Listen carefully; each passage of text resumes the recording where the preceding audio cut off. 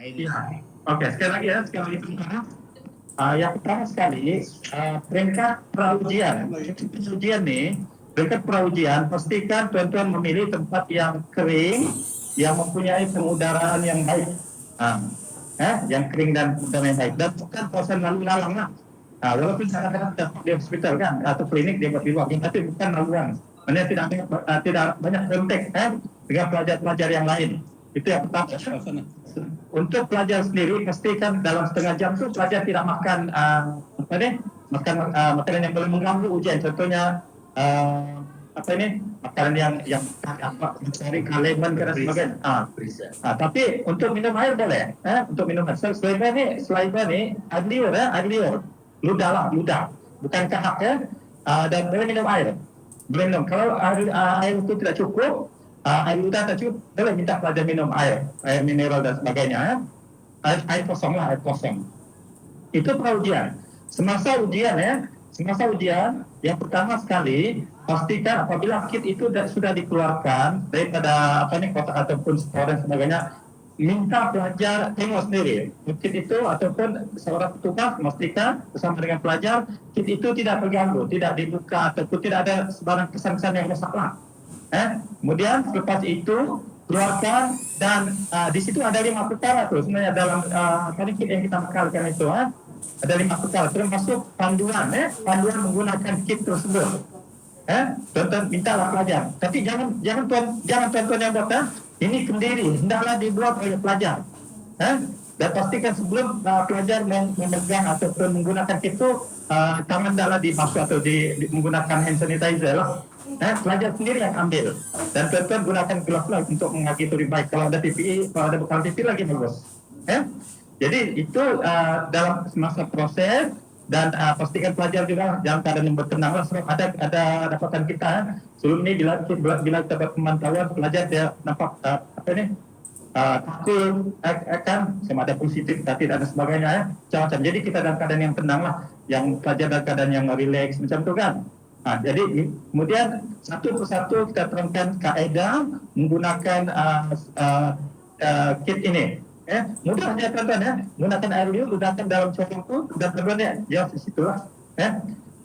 Selepas apabila itu semasa ujian dan pastikan dorong-dorong yang berkenaan sudah disediakan.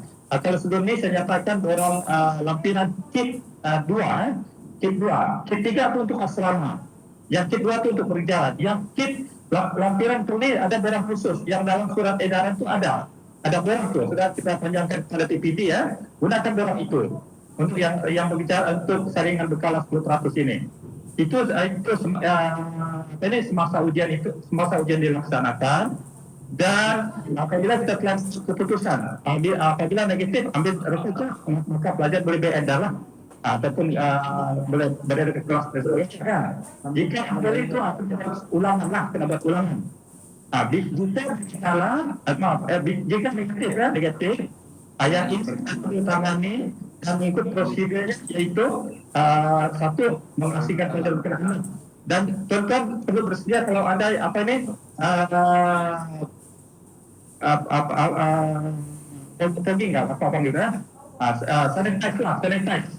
sanitize kawasan yang jika kita dapati positif, sanitize terus meja tersebut.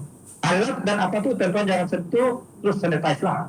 Dan pelajar hendaklah dibawa ke bilik isolasi ataupun ke tempat yang berasingan dan dirumahkan untuk tindakan selanjutnya bersama dengan tuan-tuan dan tuan-tuan hubungi PPD.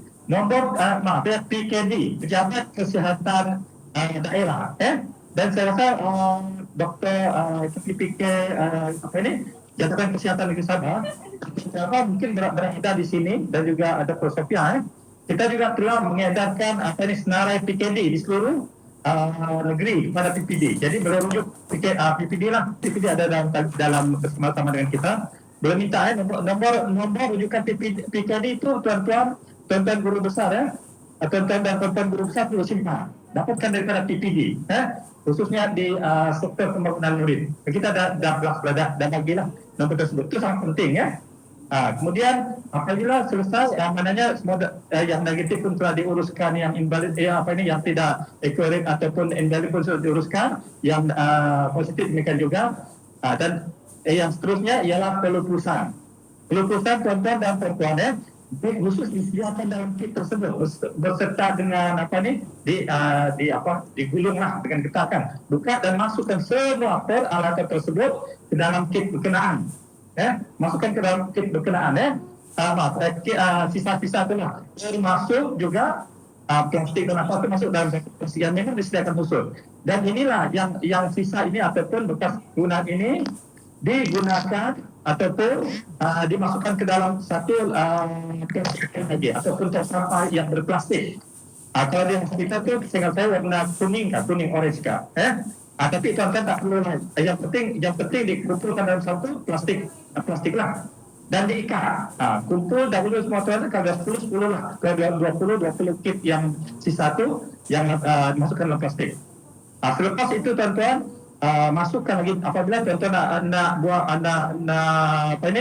buang atau buat pelupusan seterusnya ataupun dihantar ke pusat pelupusan atau pengumpulan sampah, masukkan sekali lagi dalam plastik sampah.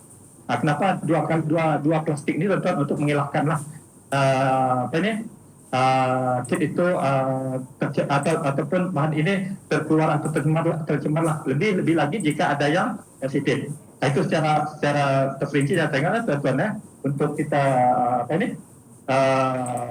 untuk penggunaan kit ini.